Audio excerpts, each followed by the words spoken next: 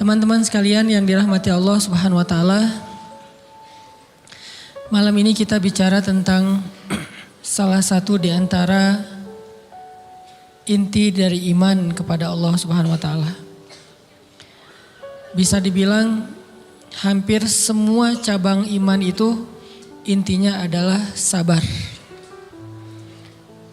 Kita bicara amal soleh apapun dalam Islam, intinya juga sabar.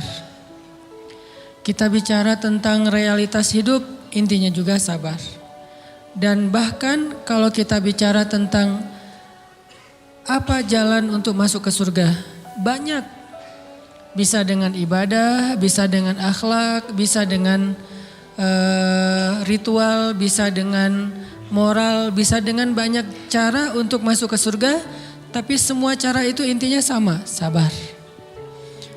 Makanya ketika para ulama membahas bab sabar, maka mereka mengatakan bab sabar ini seperti saudara kembarnya bab iman, bab ikhlas. Ikhlas, sabar. Ini dua saudara kembar. Sehingga kalau kita bicara tentang Islam, kita pasti bicara tentang dua hal ini. Pertama ikhlas, kemudian sabar. Ikhlas dan sabar ini nanti menjadi modal kita untuk istiqomah sampai akhir hayat kita. Maka pada malam ini kita akan ngomongin tentang masalah sabar. Walaupun ini bukan tema baru, bukan materi yang saya pikir baru pertama kita dengar. Tapi saya yakin semua kita tetap harus belajar tentang sabar.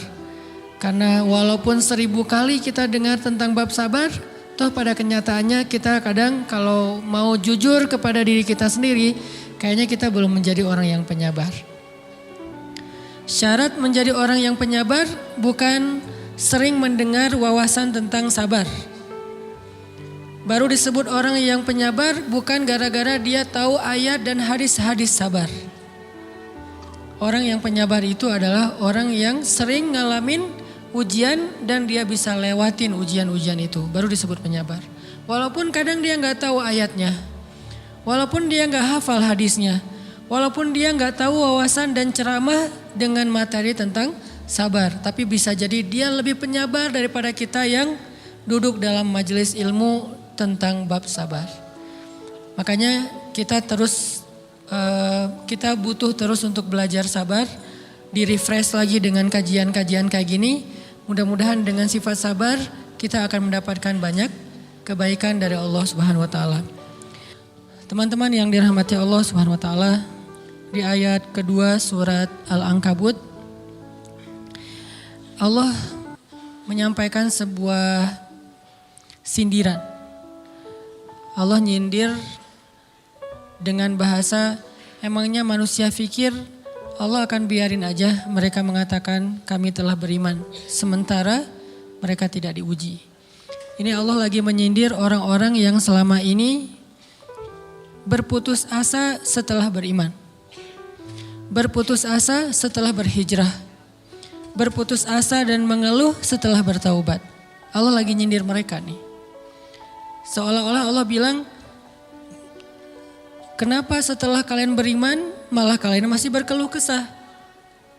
Kenapa kalian setelah bertaubat malah menjadi ragu kepada Allah?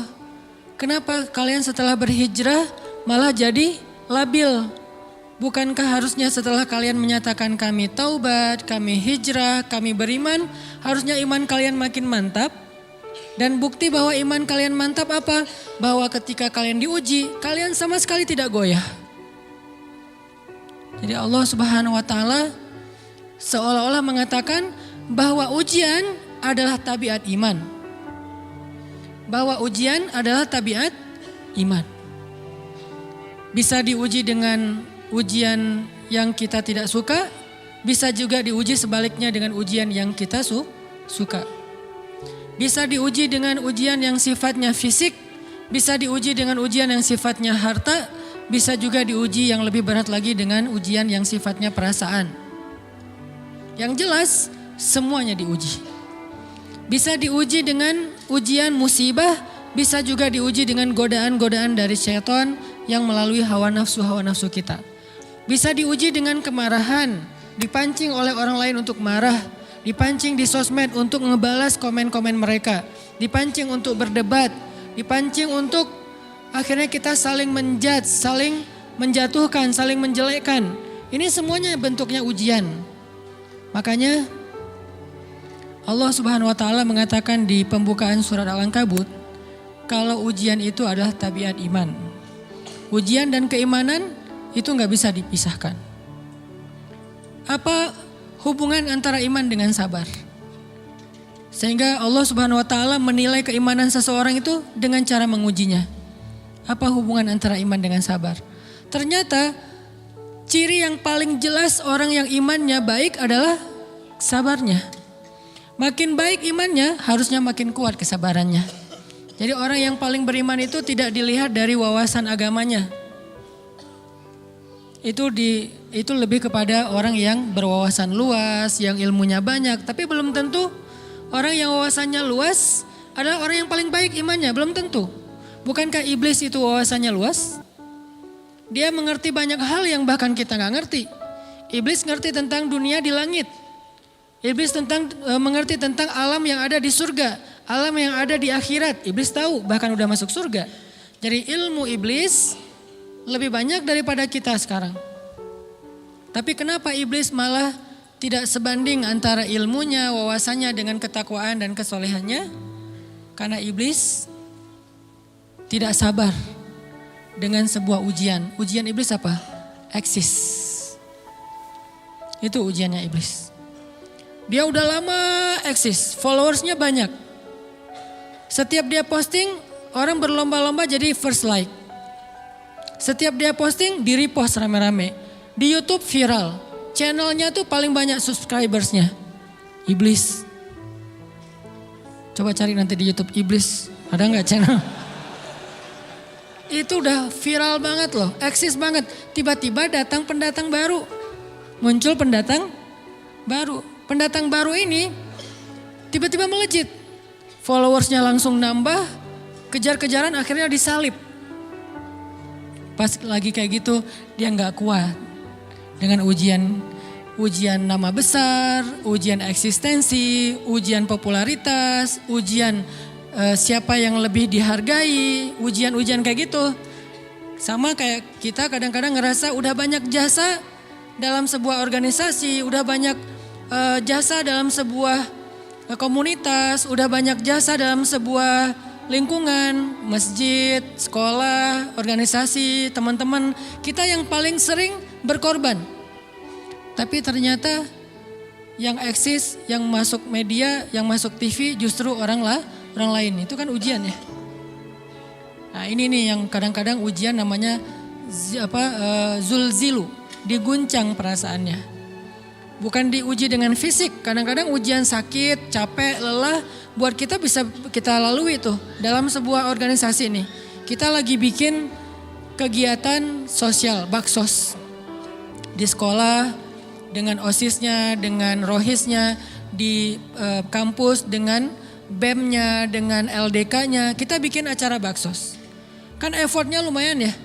Kita begadang untuk meeting, kita survei lapangan, kita kerja malah tidur sehari cuma 1,5 jam, 2 jam. Fisik kita lelah, fisik kita capek, kadang sampai sakit. Sampai dirawat di rumah sakit gara-gara kena misalnya tipes gitu, gara-gara kita habis-habisan bekerja. Itu buat kita gak masalah. Ujian fisik kita lalui. Dan besok mau ngadain lagi, kita yang paling semangat dan aktif. Gak masalah capek juga. Gak masalah juga kita lelah. Gak masalah kurang tidur. Gak masalah berjalan jauh. Gak masalah. Satu, ujian harta. Kita yang justru nombokin. Kita yang nalangin dulu modal-modal untuk kegiatan-kegiatan tersebut. Kalau ternyata gak tercover dananya, akhirnya gak bisa dibalikin talangan kita. Gak apa-apa, kita ikhlas. Kita berkorban dengan harta kita. Butuh apa? Saya bayarin. Butuh apa?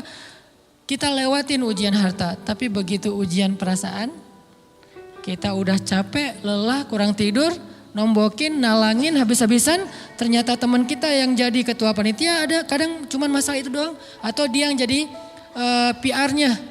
Yang namanya PR ketika diliput oleh media kan dia yang muncul mukanya kan, akhirnya diundang oleh misalnya hitam putih lah atau apalah, kok dia yang muncul di sana? Atau diundang berdua, tapi sampai di sana dia yang banyak ngomong, kita diam aja. Pulang-pulang pundung. Begitu besok mau ngadain lagi, udah gak mau terlibat. Left group. Kenapa itu terjadi? Ujian zulzilu, perasaan. Itu yang dialamin oleh iblis. Iblis rela banget disuruh beribadah, sujud beribu-ribu tahun, kuat iblis. Kalau kita mungkin jidatnya hitam, kalau iblis mungkin udah kepala-kepalanya hitam, saking rajinnya sujud. Wah, ibadahnya udah ribuan tahun. Iblis disuruh berkorban dengan harta yang dia miliki, dia kasih aja semuanya. Tapi kalau disuruh dia ngalah dari Adam untuk memimpin alamin, menjadi khalifatullahi fil ard, menjadi pemimpin wakilnya Allah di muka bumi, buat iblis ini berat. Kenapa dia? Ana khairum min, saya lebih baik daripada dia. Saya lebih senior daripada dia. Saya lebih sehat daripada dia, saya lebih keren daripada dia, saya lebih. Ujian emosional, ujian ego, ujian perasaan, itu yang lebih berat buat kita. Kadang sakit dan dirugiin orang lain, teman segala macam kita masih oke lah. Selama ini asal kita ngumpul selalu gua yang bayarin, oke deh gak usah dibahas. Baru dibahas nanti pas sakit hati. Kalau belum sakit hati kan gak dibahas kan? Gak apa-apa deh kita terus yang bayarin, kita traktirin ngopi apa segala macam. Gak pernah dibahas. Kebersit sih di benak kita, cuman gak mau dibahas. Kenapa? Udahlah biarin aja, easy going. Kemudian kayak kita yang capek harus rempong sana kemari segala macam. Selalu acaranya di rumah kita, akhirnya kita yang bayarin, kita yang rempong, nyiapin segala macam, bebersih sendiri. Tapi begitu ada yang nyakitin perasaan kita sedikit aja, semua itu balik lagi. Dari dulu ya. Nah, keluar kan? Kenapa? Dipancing oleh ujian perasaan. Jadi ternyata yang paling berat itu adalah zulzilu, diguncang perasaannya. Kita kadang-kadang habis-habisan buat seseorang, nggak masalah. Hujan-hujanan dia yang pakai jas hujan, kita nggak pakai apa-apa, nggak apa-apa. Sakit-sakitan juga, dikerok dan segala macam, biarin aja. Kalau perlu misalnya kalau bannya lagi kempes, dia naik Grab, kita dorong-dorong motor terus cari tempat segala macam sampai tengah malam. Nggak apa-apa deh buat dia. Apa sih yang nggak buat kamu? Begitu dia selingkuh, keluar semuanya. Mulai list report keuangan. Wah dulu sekian, sampai uang receh-receh juga dihitung kan ya. Kenapa bisa kayak gitu? Perasaan kan? Nah ini nih yang kita coba belajar. Mungkin malam ini kita lebih banyak membahas tentang sabar terhadap ujian perasaan. Karena banyak macam-macam ujian. Nah gimana kita memanage perasaan kita. Gimana cara kita merecovery perasaan kita dengan bab sabar. Insya Allah nanti akan kita lanjutkan setelah selesai sholat isya. Barakallah. Bismillahirrahmanirrahim. Teman-teman yang dirahmati Allah Subhanahu wa taala, kita lanjutkan tentang masalah sabar. Terutama sabar zulzilu, ketika kita diuji dengan ujian ego, marah, perasaan, sakit hati, yang kayak gitu-gitu. Ini ujian jauh lebih berat daripada ujian fisik dan ujian harta. Termasuk rasa cinta, rasa benci, kadang itu menjadi ujian. Kenapa ujian bikin kita jadi tidak lagi logis, gak realistis, dan kadang-kadang mengabaikan hal-hal nilai-nilai yang kita selama ini pegang sebagai satu kebenaran. Kita ngabaikan batasan-batasan syariat. Ini semuanya ujian dari Allah Subhanahu wa taala. Sehingga tidak disebut orang yang beriman kecuali ketika Allah Subhanahu wa taala melihat dia sabar dalam ujian. Kalau dia nggak sabar dalam ujian, malah di dalam pembukaan surat Al-Ankabut tadi Allah menggolongkan mereka termasuk orang-orang yang munafik. Apa arti yang orang munafik? Orang yang mengaku beriman tapi sebetulnya dia tidak beriman. Apa salah satu buktinya? Dia tidak sabar. Jadi kalau kita mau menilai diri kita mukmin atau munafik, dan ini bukan materi untuk menjudge orang lain. Oh ternyata dia itu munafik, bukan. Lagi-lagi konsep kita belajar itu angle-nya untuk diri kita sendiri. Saya sangat tidak merekomendasikan kita belajar untuk mendapatkan kaca pembesar, mencari-cari kesalahan saudara kita. Tapi kita belajar untuk semakin bisa bercermin untuk menemukan aib dan kekurangan diri kita. Jadi semakin kita tahu ilmu agama, semakin kita tahu ayat dan hadis, semakin kita punya cerminan untuk menilai diri kita dan memperbaiki diri kita. Bukan nyari kaca pembesar untuk memperjelas aib-aib dan kesalahan orang lain. Kalau kita pengen menilai diri kita ini orang yang mukmin atau munafik, caranya lihat aja kita sabar nggak nih, terutama dalam masalah emosional. Dalam masalah ego, dalam masalah marah, dalam masalah hawa nafsu, dalam masalah perasaan cinta, dalam masalah benci segala macam. Masih bisa nggak kita adil bahkan kepada orang yang kita benci? Adil kepada orang yang kita benci, adil kepada musuh sekalipun. Bahwa jangan sampai kita gara-gara nggak suka kepada seseorang, kita berlaku zalim kepada dia. Jangan. Ini berarti kita harus ngelawan ego kita sendiri. Ego untuk memaafkan orang lain, ego untuk bisa melupakan kesalahan orang lain, ego untuk bisa berlapang dada dengan hal-hal yang gak nyaman daripada orang lain. Ini adalah ujian yang paling berat. Di situ kita bisa lihat kita nih mukmin atau munafik. Kalau gak pernah sabar sama sekali dalam masalah ego, dalam masalah emosional, berarti jangan-jangan kita tergolong di antara orang-orang yang kata Allah, wa ma hum bimu'minin. Mereka bukan orang yang beriman. Kata Allah di surat Al-Ankabut, mereka itu adalah wala ya'lamannallahul munafikin, orang-orang yang munafik. Nauzubillah min dzalik. Kalau kita merasa pernah sabar terhadap emosi kita, sekarang kita lihat sesering apa kita sabar terhadap emosi kita. Maka derajat seorang mukmin tergantung tingkat kesabarannya. Ada yang orang sabar hanya kalau disakiti dengan satu kata. Ada yang sabar dengan satu kalimat. Ada yang sabar dengan satu paragraf. Ada yang sabar dibully rame-rame juga dia sabar. Berarti lahum darajatun inda rabbihim. Orang beriman juga bertingkat-tingkat. Dan tingkatan itu tergantung tingkat kesabaran kita dalam menghadapi ujian. Salah satunya ujian emosional kita, perasaan kita. Sehingga teman-teman yang dirahmati Allah SWT, salah satu program kita untuk terus mengembangkan diri, program untuk tumbuh, program untuk memperbaiki diri kita di hadapan Allah itu adalah coba kita program dalam sehari aja, terus kita nilai berapa kali kita berhasil ngelewatin ujian emosional. Bukan cuman marah, termasuk cinta, benci, tersinggung, sakit hati, kayak gitu-gitu. Berapa kali kita bisa berhasil melewati itu dalam sehari. Gak usah seminggu, sehari aja. Di jalan, sama temen, di grup WA, di IG, di Twitter, di mana gitu. Coba kita lihat berapa kali kita bisa menahan diri kita dan bersabar. Bukan berarti tidak respon ya, bukan berarti pasif. Kita bisa merespon tapi dengan cara yang elegan. Kita bisa merespon tanpa harus memperlihatkan emosional yang meledak-ledak. Bukan berarti ketika disakiti orang, dihina dan segala macam kita diam aja. Gak selalu kayak gitu. Kadang-kadang kita perlu merespon untuk mengklarifikasi, tabayun kalau kata orang-orang yang dalam ilmu fikih. Kita harus tabayun.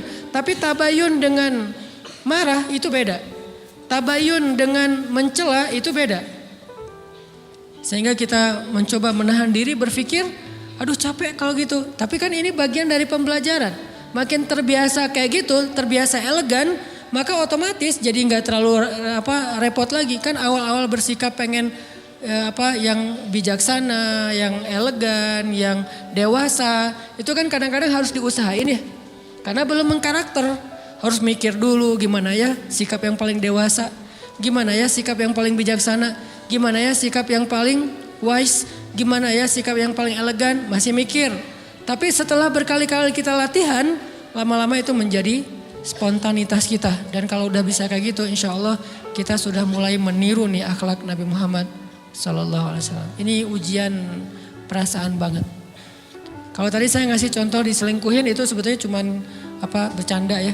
Karena diselingkuhin ini pastinya bukan ujian, tapi musibah.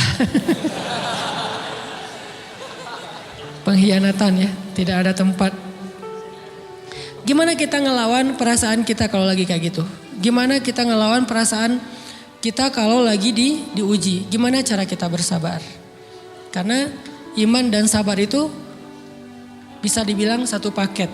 Gak disebut orang beriman kalau gak sabar. Dan insya Allah orang yang sabar itu adalah ciri-ciri orang beriman. Gak mungkin disebut orang beriman kalau gak sabar. Kita pikir memang iman itu hanya ucapan.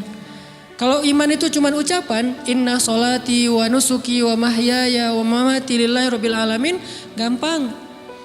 Kalau iman itu cuma ucapan, hasbiyallah wa ni'mal wakil, gampang. Kalau iman itu cuma ucapan, la haula wa la quwata illa billah, gampang. Kalau iman itu cuma ucapan, iyyaka na'budu wa iyyaka nasta'in, gampang. Tapi Allah mengatakan, wa ma hum bimu'minin. Ahasiban nasu ayyutraku ayyakulu amanna wa hum la yuftanun. Emangnya cukup dengan hanya mengatakan kami telah beriman lalu tidak diuji? Ternyata iman adalah sabar dalam ujian. Jadi nggak mungkin orang disebut beriman sementara dia tidak sabar, sementara dia emosional, sementara dia temperamen, sementara dia orangnya meledak-ledak, sementara dia orangnya mengeluh, sementara dia orangnya berputus asa. Nggak mungkin. Karena ulama mengatakan la tayasu,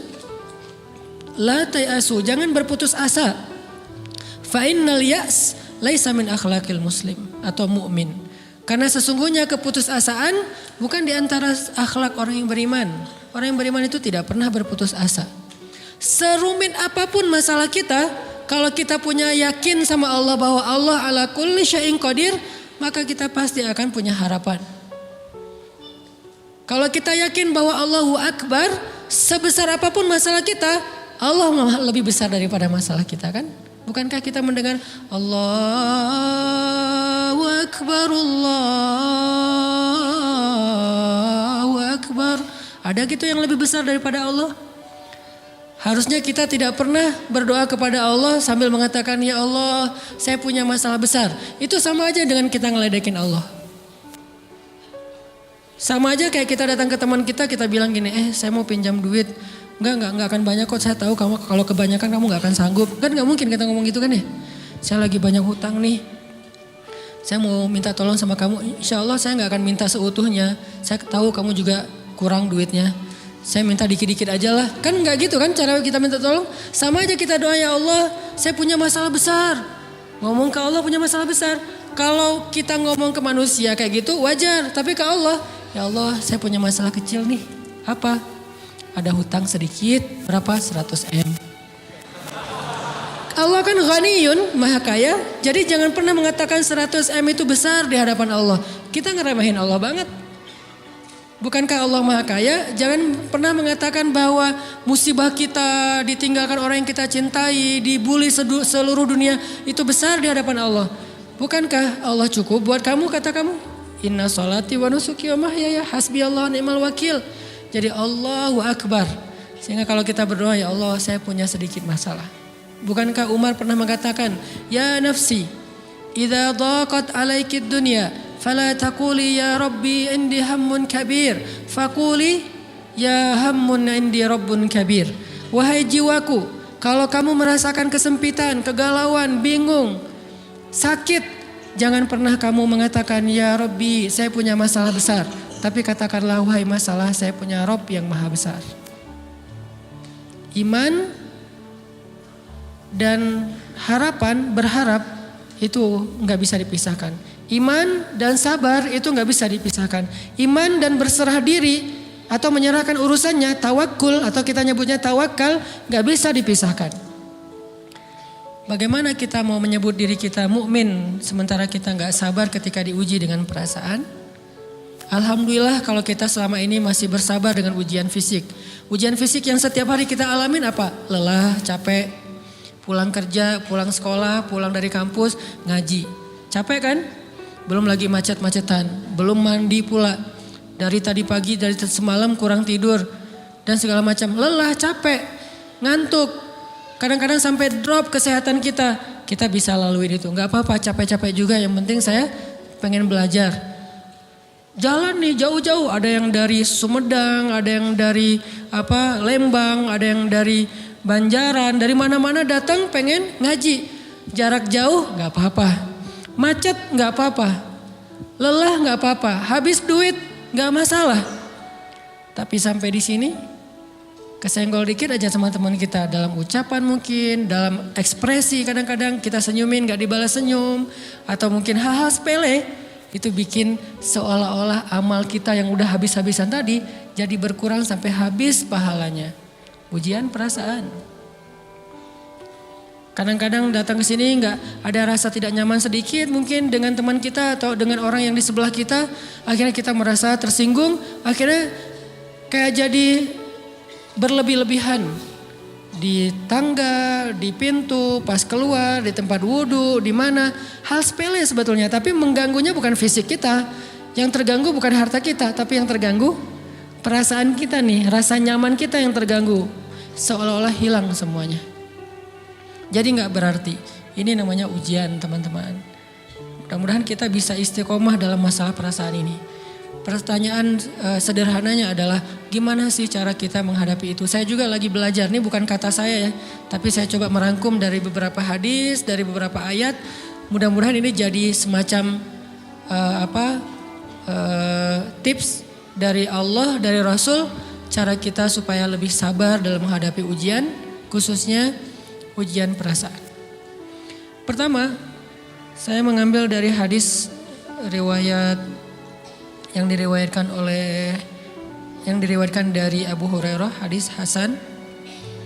Nabi SAW mengatakan, "Ma yazalul bala'u bil mu'mini wal mu'minati fi nafsihi wa waladihi wa malihi hatta yalqallaha ta'ala wa ma alaihi khati'ah." Tidaklah seseorang selesai diuji, baik dia laki-laki orang yang beriman atau perempuan yang beriman, baik itu ujiannya terjadi pada dirinya atau melalui anaknya atau melalui hartanya. Artinya ujian harta, ujian fisik, ujian perasaan. Sampai dia bertemu dengan Allah dan dia tidak punya dosa. Apa maksud dari hadis ini? Ujian itu tidak akan berakhir kecuali kalau dosa kita sudah habis. Allah akan menguji kita terus untuk membersihkan diri kita dari dosa. Sehingga yang harus kita coba bangun awareness dalam diri kita kalau lagi diuji, Allah pengen membersihkan dosa saya nih. Sehingga kita ridho dengan ujian, bukan ikhlas ya. Kalau ikhlas ibadah, kalau ujian ridho, rela. Saya ridho ya Allah walaupun ini berat. Saya ridho ya Allah walaupun saya berharap Engkau beri jalan keluar. Saya ridho ya Allah walaupun saya berharap ditolong oleh Allah. Tapi tetap ridho diberikan ujian itu. Sambil berdoa diberikan jalan keluar, ditolong, diberikan keajaiban. Cuman gak mau mengeluh. Dan berdoa meminta jalan keluar bukan mengeluh. Itu ibadah. Berdoa itu ibadah dalam Islam. Sehingga Allah suka banget sama hamba yang berdoa. Allah suka dengan hamba yang curhat. Nabi itu kalau lagi curhat, doanya aja bisa berjam-jam cuma doa doang tuh. Kayak hadis Aisyah pas lagi cemburu malam-malam kan. Aisyah lagi tidur. Ini jatah malamnya Aisyah. Tiba-tiba dia nyari-nyari raba-raba, Nabi gak ada, dicari di kamar mandi gak ada. Biasanya Nabi sholat di sebelah Aisyah. Wah curiga nih, jangan-jangan ke rumah si fulan. Dicari ke rumahnya, ditelepon gak aktif, mungkin lagi dicas, datang ke rumahnya. Ketuk pintu. Hafsah, Nabi di rumah kamu enggak? Enggak Aisyah, beneran. Cari ke rumah Sofia. Sofia, Nabi di sini enggak? Enggak, beneran. Cari ke rumah Maria. Maria di sini enggak Nabi? Enggak. Kemana ya Nabi? Rumah istri-istri yang lain gak ada. Pas balik ke rumahnya, ngelewat masjid, ngelihat Nabi lagi sujud di Masjid Nabawi, di mihrab. Dan Aisyah mendengar Nabi menangis sambil berdoa. Dan sujudnya itu seperti membaca 1 juz Al-Quran. Dan itu isinya doa nangis. Robbi. Jadi kalau kita katakan gak usah banyak berdoa sama Allah, malu.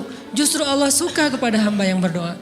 Justru sebaliknya kalau kita jarang berdoa atau enggan berdoa, buat Allah itu orang sombong. Allah gak suka hamba kayak gitu. Kamu gak butuh saya, sama kayak kita lagi ada masalah, punya teman yang punya kelebihan harta, terus kita kayak bingung gitu nyari kesana kemari pinjaman, dia gak dikasih tahu. Pas dia tahu dari orang lain, dia ngomong apa? Kamu gak nganggap saya ya? Emangnya saya bukan teman kamu? Kok kamu punya masalah keuangan tapi saya gak dikasih tahu, malah saya tahunya dari orang lain? Tersinggung kan? Kalau teman kita aja tersinggung, apalagi Allah. Kamu punya masalah kok gak ngomong ke saya, wahai hambaku? Bukan berarti Allah gak tahu, Allah tahu, cuman Allah berhak, bukan ingin ya, berhak untuk dilibatkan. Allah berhak untuk dicurhatin. Allah berhak untuk dijadikan tempat kita untuk habis-habisan menangis dan melampiaskan masalah kita kepada Allah dalam bentuk curhat-curhat dan doa. Sehingga kalau kita berdoa, ya Rabbi, Allah langsung inni qarib, mendekat Allah kepada kita.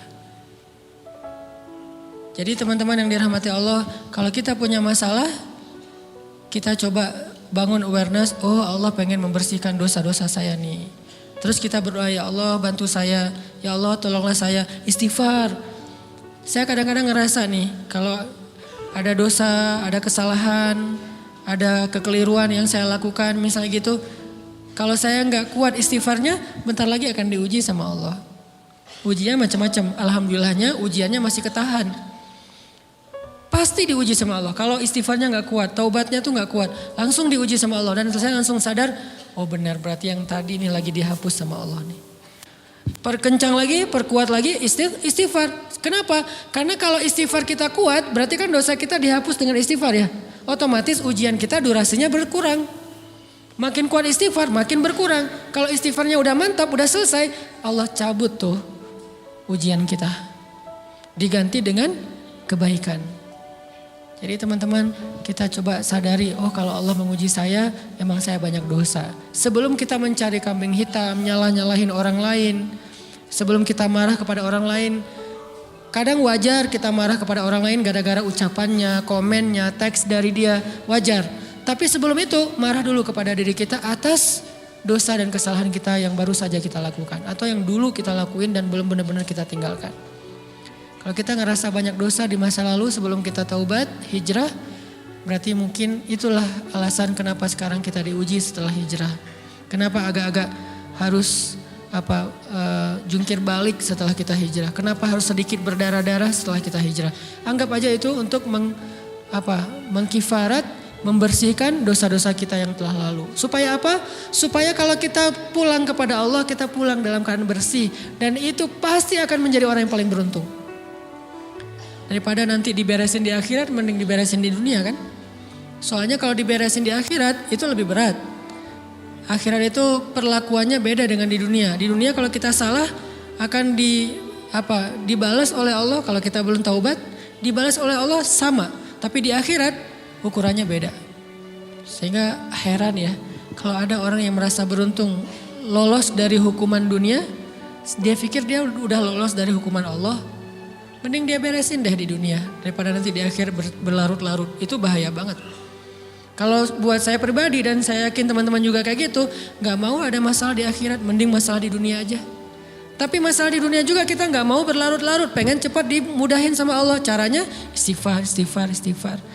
Tidaklah Allah memberikan kepada kita ujian kecuali salah satu alasannya pengen menghapuskan dosa. Idza kathurat dzunubul 'abdi walam yakun lahu min amalin liyukaffiraha fabtalahu Allahu bil hazan liyukaffiraha. Kalau seorang hamba banyak dosa dan dia nggak cukup amal untuk mengkifarat dosa-dosanya, Allah akan menguji dia dengan rasa sedih, dengan rasa kecewa, dengan rasa berat, sakit hati untuk mengkifarat dosa-dosanya. Itu yang kita bangun. Sehingga kalau ada masalah sama orang lain, kita memperbaiki diri dulu. Bukan sibuk dengan kesalahan dia terus menerus yang gak mau kita maafin. Misalnya ada teman kita nih, jadi clash sama kita. Hal pertama yang kita bangun, astagfirullahaladzim saya banyak dosa nih. Tapi kan yang salah dia, ya tapi mungkin dia gak akan mengatakan kalimat itu, gak akan bersikap kayak gitu kalau kita gak punya dosa. Allah sengaja mengutus dia untuk menguji kita lewat kata-katanya, lewat perilakunya, karena kita punya dosa. Jadi penyebab pertama diuji itu bukan teman kita yang salah, itu penyebab kedua. Memang dia salah dan itu harus kita akui, realistis lah. Dia salah, dia gak pas, dia gak bijak, dia apa. Oke, tapi yang mentakdirkan dia salah kepada kita, Allah Subhanahu Wa Taala. Kenapa Allah takdirkan gitu? Karena kita masih punya banyak dosa. Allah kirim kita ujian, bisa manusia, bisa alam, bisa dalam diri kita sendiri. Itu semuanya adalah cara Allah untuk menguji kita dan membersihkan dosa-dosa kita. Ini yang kita bangun pertama. Yang kedua, kata Nabi di dalam hadis Bukhari, may yuridillahu bihi khairan. Yang terkenal kan yufaqihu fiddin, itu yang terkenal. Ternyata ada dua modelnya. Ada may yuridillahu bihi khairan yufaqihu fiddin. Siapa yang Allah pengen kasih dia kebaikan agama, kebaikan, Allah akan buat dia mengerti halal dan haram. Itu berarti Allah sayang sama dia. Ini satu model hadis. Ada model yang kedua, mirip redaksinya. May yuridillahu bihi khairan yusib min. Hadis Bukhari. Siapa yang Allah pengen ngasih dia kebaikan, Allah uji. Hah? Kok gitu caranya? Ternyata kayak gitu rahasianya. May yuridillahu bihi khairan, may yuridillahu bihi khairan. Siapa yang Allah pengen ngasih dia kebaikan, Allah kasih dia musibah atau ujian. Kenapa bisa seperti itu Ustaz?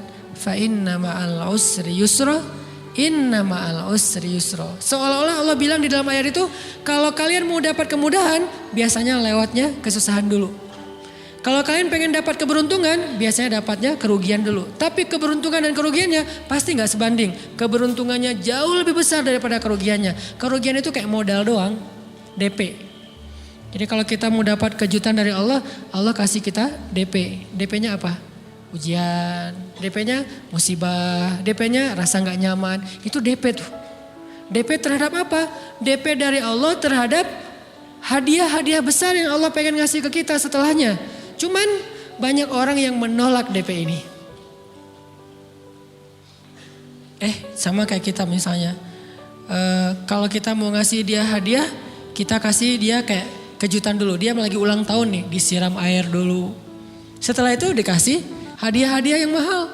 Rela gak disiram air demi hadiah? Rela, udah siramin lagi aja. Kalau setelahnya ada hadiah. Yang kita gak rela, kalau setelah disiram, disuruh bersih-bersih sendiri dan gak dikasih apa-apa. Kan gak rela tuh.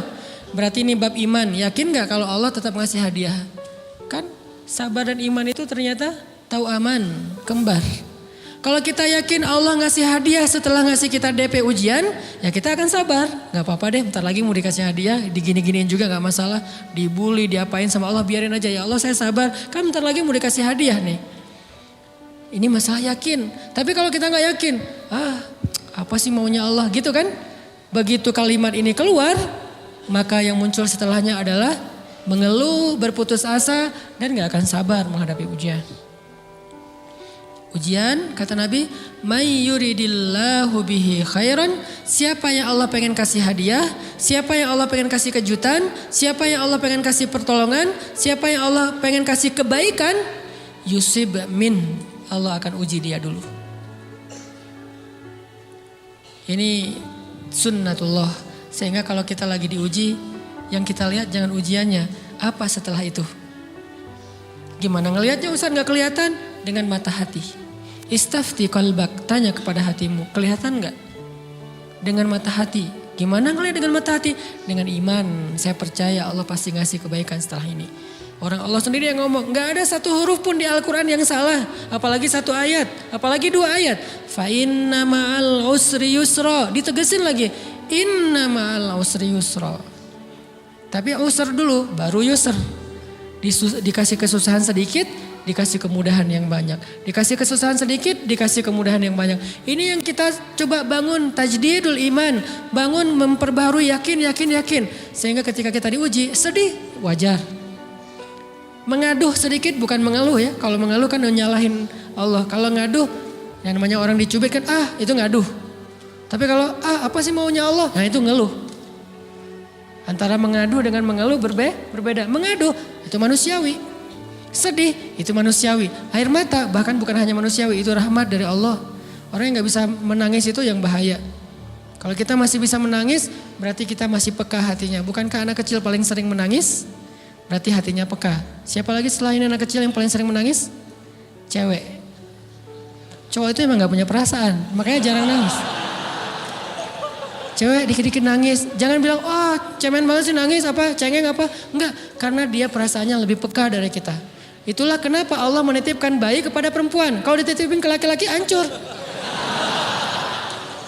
Di balik kepekaan perempuan, di balik sensitifnya perempuan, di balik perasaannya yang luar biasa, di situ Allah Subhanahu wa taala menitipkan amanah, dia yang paling baik dalam merawat bayinya.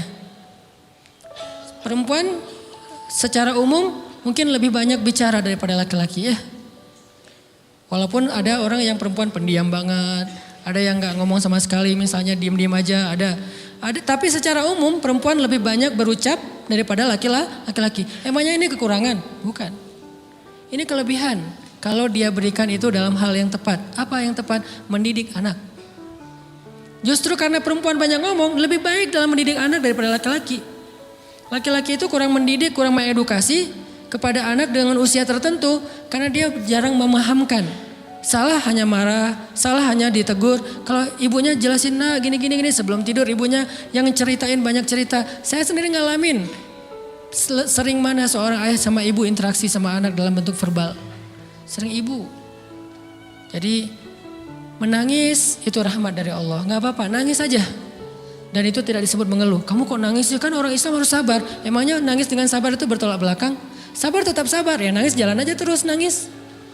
Nangis apa pakai nangisnya nggak cuma nangis doang, emotikonnya juga nangis, berderai-derai gitu. Sampai air matanya menggenang gitu kan ya. Boleh lah. Ditambah lagi dengan visual menangisnya posting bahwa dia lagi tertusuk duri dengan postingan kaktus atau apalah. Dia pengen share ke semua orang bahwa saya sedang sedih.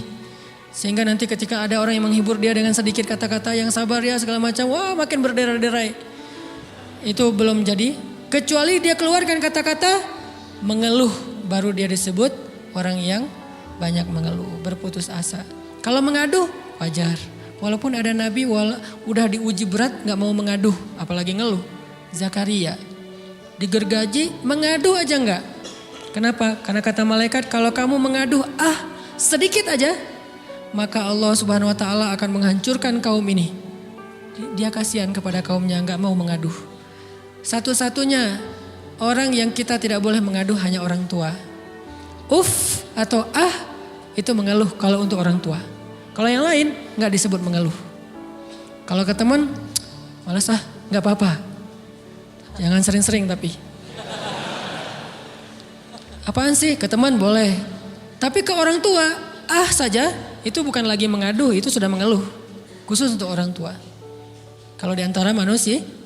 Kalau kepada Allah dan Rasul, pastinya lebih dari itu.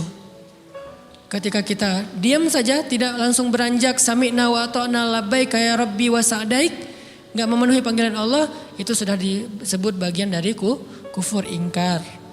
Tapi minimal kita mungkin masih mengaduh, kita masih menangis, kita masih lelah, kita masih merasa lemah. Setidaknya kita tidak mengeluh. Kenapa? Kita percaya Allah kalau mau ngasih hadiah kepada hambanya, DP-nya itu ujian.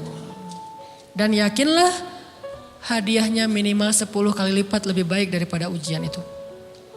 Minimal, karena gak ada amal soleh yang dibalas di bawah 10 kali lipat tuh gak ada. Amal soleh, amal ya bukan niat. Amal yang udah kita kerjakan minimal dibalas 10 kali lipat. Minimal, maksimalnya bighairi hisab, tanpa batas. Bighairi hisab, tanpa batas. Ada yang 700 kali lipat kayak sedekah.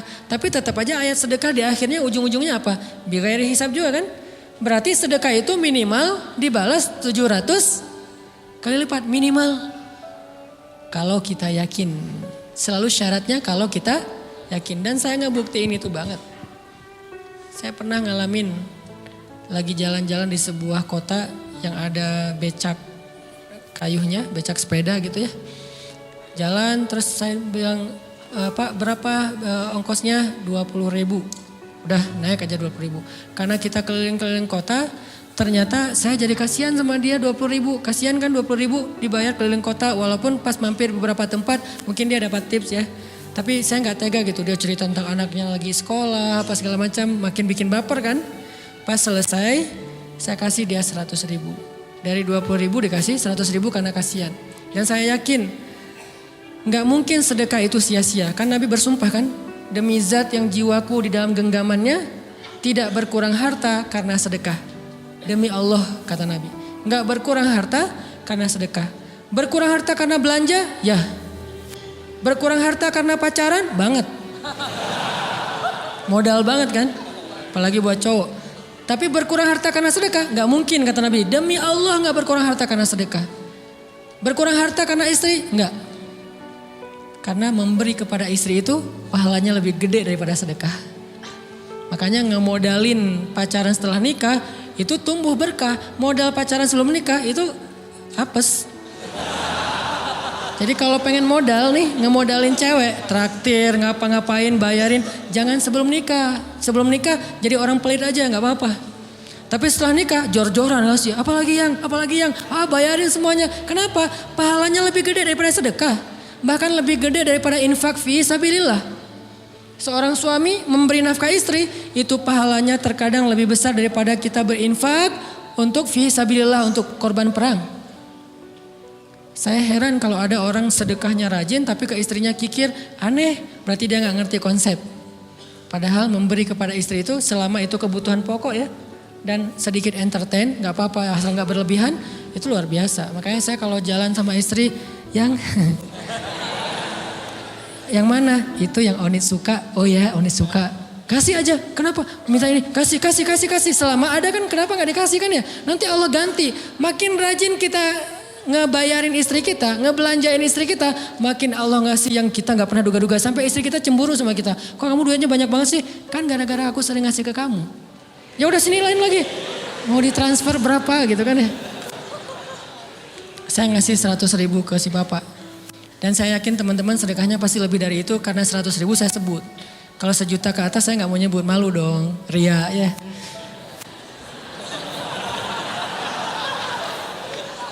Sebenarnya nggak pernah sih. 100.000 deh, karena kan kecil. Saya kasih 100.000. Ternyata begitu saya kasih 100.000, dia doa. Nah ini nih pentingnya sedekah ke orang yang membutuhkan tapi nggak minta-minta. Dia tulus. Dia langsung doa, ya Allah Pak, mudah-mudahan rezekinya lancar, berkah, bertambah dan segala macam, bahagia keluarganya. Doa-doa ini semuanya dikabulkan dalam hitungan hari. Pertama, bertambah bahagia rumah tangganya, dapat kecupan dari istri. Dia nganggap suami saya cowok banget sih. Mulai 1 nih. 2, demi Allah selang 15 jam kalau nggak salah, karena waktu itu malam, besok paginya ada orang yang ngejar-ngejar saya pengen ngasih hadiah. Ustadz, saya pengen ketemu Ustadz. Maaf saya nggak bisa ketemu sekarang, lagi rush, lagi tight schedule gitu-gitulah, sok-sok gaya nggak jelas gitu ya. Terus Ustadz saya pengen banget ketemu, dia nggak ngomong pengen ketemu apa. Kalau dia bilang mau ngasih duit kan langsung saya prioritaskan kan ya. Berhubung dia nggak ngomong, ya udahlah, saya sosok jual mahal gitu. Tapi yang namanya rezeki kan gimana kita tolak, dia datang kan. Saya nolak. Pokoknya sebentar aja 5 menit nggak akan ganggu waktu Ustadz. Ya udah besok pagi ya pas breakfast gitu, pakai gaya-gaya dikit breakfast. Pas breakfast, oh ya siap Ustadz, jam berapa? Jam 8. Udah janjian jam 8. Mungkin orangnya nih dengar live streaming, Pak jazakumullah khair jaza. Makasih banyak, mudah-mudahan Allah tambahkan rezekinya. Terus beliau besok mau flight ke luar kota jam 8. Akhirnya ngubungin lagi malamnya, Pak Ustadz maaf gak bisa ketemu besok. Karena saya jam 8 itu jadwal terbang. Oh ya udah gak apa-apa, seneng dong saya gak jadi ketemu kan. Tahu gitu kan nyesel saya tuh, seneng. Besok pagi jam 6, Pak Ustadz alhamdulillah ternyata penerbangan saya di delay ke jam 11. Allah delay penerbangannya demi ngasih rezeki buat saya. Kan luar biasa kan. Nah, ini hikmah kepedean saya, kegeeran kepada Allah gitu. Di delay demi saya. Kan kadang-kadang GR ya di depan Allah ya. Robbi akraman kan gitu ayatnya. Allah memuliakan saya dengan istighfar tetap. Akhirnya saya bisa ketemu Ustaz.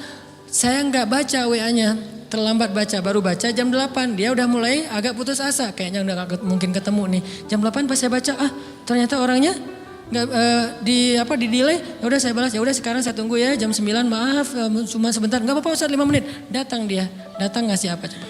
Ngasih duit 200 juta. Demi Allah. Cuman berselang beberapa jam, saya tolak-tolak. Tahu gitu Pak, datang malam ini aja.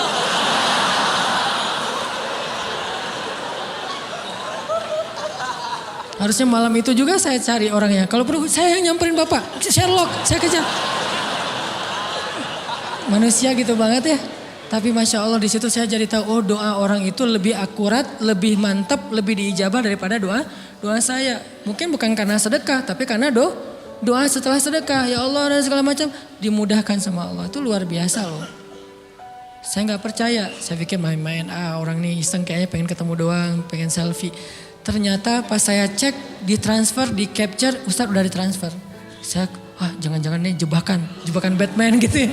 Nyari-nyari sana segala macam. Alhamdulillah ternyata emang niat baiknya pengen, alhamdulillah saya terkesan, saya dapat hidayah lewat Ustadz segala macam. Sekarang saya pengen membalas jasa Ustadz walaupun kecil 200 juta.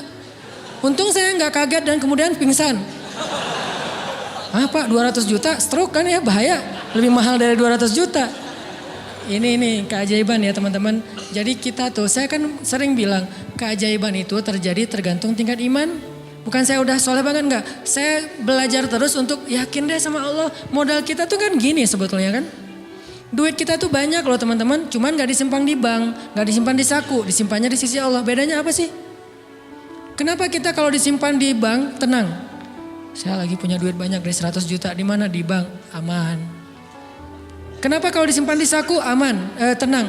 Kenapa kalau disimpan Allah gak tenang? Kenapa kalau disimpan di Allah kita bilang gak punya duit? Ini kan gak fair sama Allah. Gak punya duit nih. Siapa bilang gak punya duit? Kan ada Allah. Tinggal minta sama Allah. Tapi gak ada wujudnya. Tapi kan ada janjinya. Bukankah janji Allah lebih kuat daripada wujud? Bukankah iman harusnya lebih mantap daripada sesuatu yang konkret yang kita lihat? Ada duitnya di sisi Allah. Kenapa gak dikasih? Karena kita belum butuh. Kalau kita yakin duit kita itu ada di Allah, tapi dikasihnya pas kita butuh. Begitu butuh ya Allah langsung dikasih sama Allah. Itu banget benar-benar terjadi dalam kehidupan kita. Pasti kayak gitu.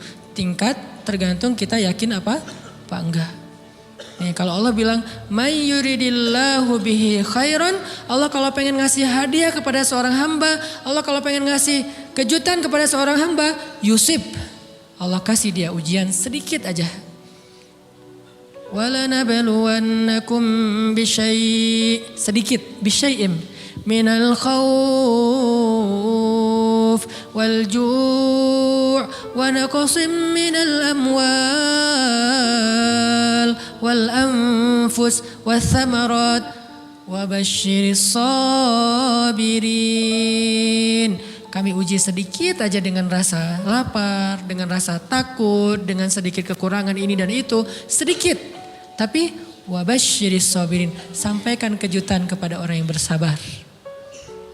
Sampaikan kejutan kepada orang bersabar.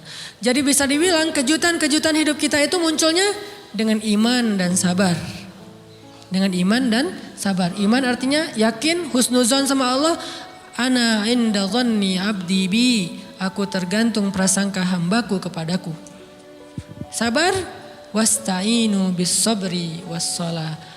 Minta pertolongan Allah, caranya dengan sabar, kemudian dengan sholat. Pasti Allah tolong.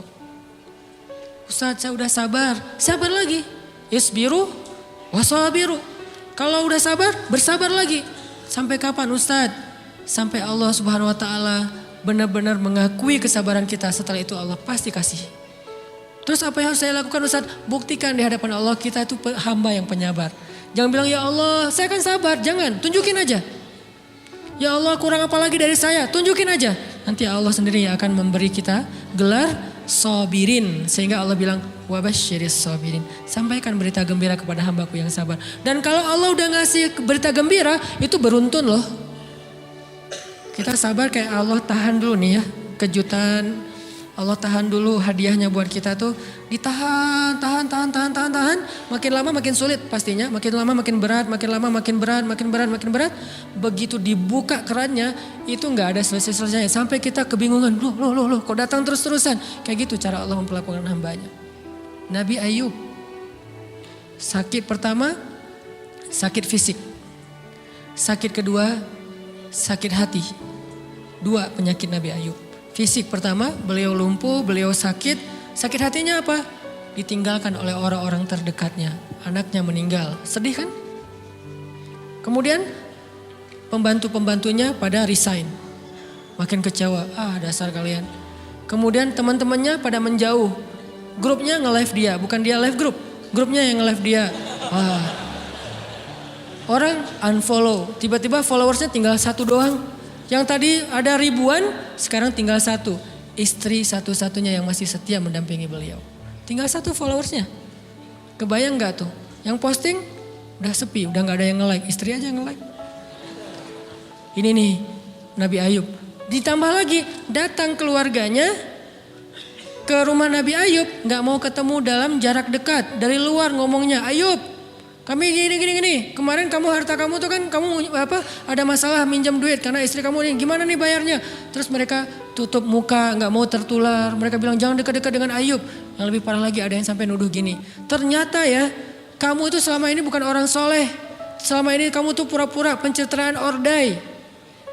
Ini buktinya nih. Ternyata akhirnya Allah tunjukin juga borok kamu, aib-aib kamu. Ternyata kamu itu selama ini orang munafik.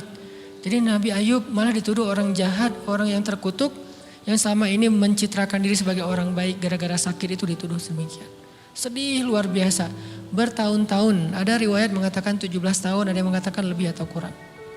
17 tahun ditahan semua kebaikan oleh Allah kecuali satu, iman.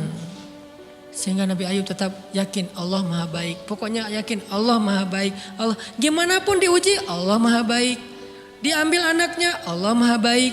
Diambil kesehatannya Allah maha baik. Diambil hartanya Allah maha baik. Jadi orang yang tadinya paling kaya di negerinya sekarang paling miskin di negerinya. Kebayang gak tuh dibalik 180 derajat. Yang tadinya paling kaya gak ada yang lebih kaya daripada Ayub. Sekarang yang paling miskin. Gak ada yang lebih miskin daripada Ayub.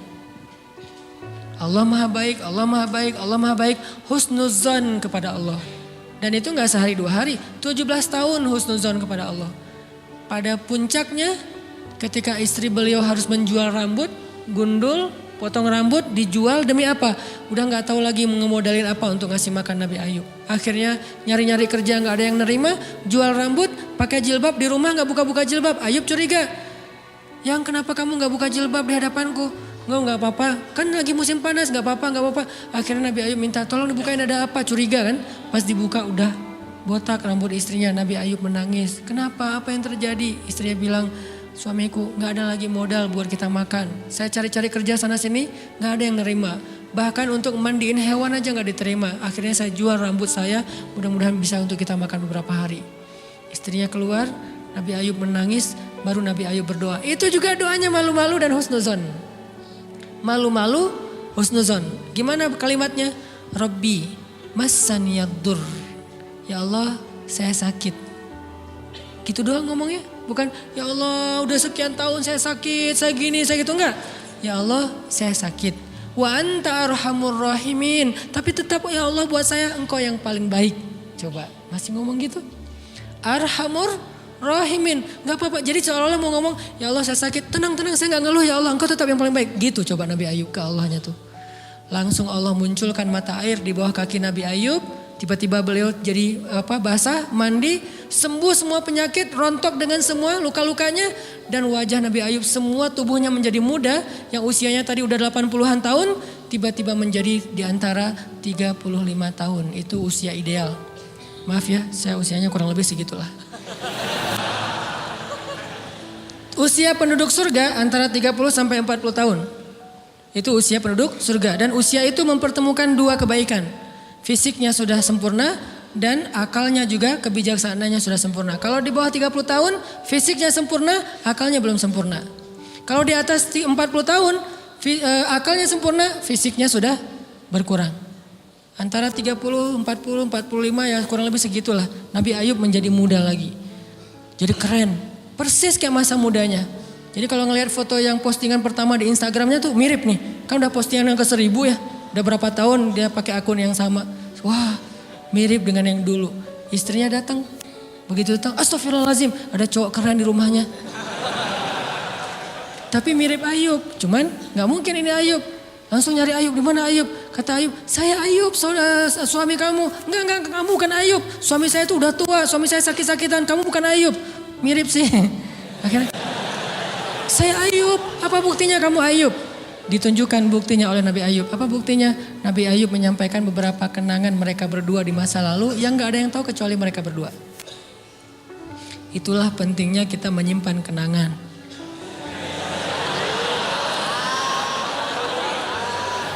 Kalau ada masalah gitu kan, nauzubillah harus operasi wajahnya. Kamu bukan suami saya. Ada buktinya apa? Ada satu hal yang cuma kita berdua yang tahu. Kalau perlu jangan satu hal, banyak hal ya. Cuma kita doang yang tahu. Orang lain nggak tahu. Pas disebut itu benar, tidak ada yang tahu masalah itu kecuali kita berdua. Akhirnya dipeluk Nabi Ayub ngajak istrinya untuk mandi di mata air yang sama. Istrinya mandi langsung muda lagi.